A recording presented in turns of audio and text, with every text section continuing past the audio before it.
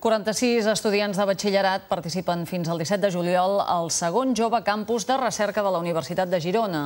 L'objectiu és posar a l'abast dels estudiants els recursos que pot oferir la universitat perquè es puguin introduir en la investigació i avançar en els seus treballs de recerca de batxillerat.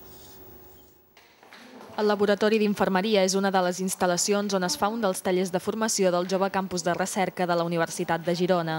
Els estudiants de batxillerat que hi participen entren en contacte amb investigadors i es familiaritzen amb els recursos de què disposa la universitat. Si ho fem bé, d'aquí 2 minuts passarà amb el que seria la fibrilació ventricular. L'objectiu del campus de recerca pioner a Catalunya és acostar la universitat als estudiants, ajudar-los en els seus treballs de recerca, a més d'introduir-los en la investigació en diversos àmbits.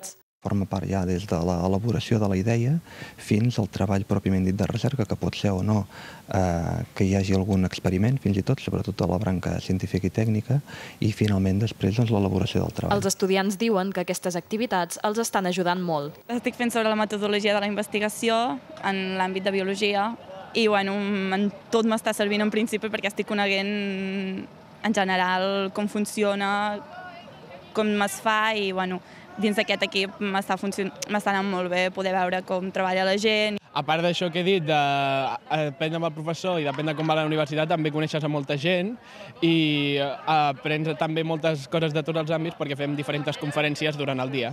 Aquest és el segon any que es du a terme al campus, en què hi participen 46 estudiants d'una vintena de centres de secundària de les comarques gironines.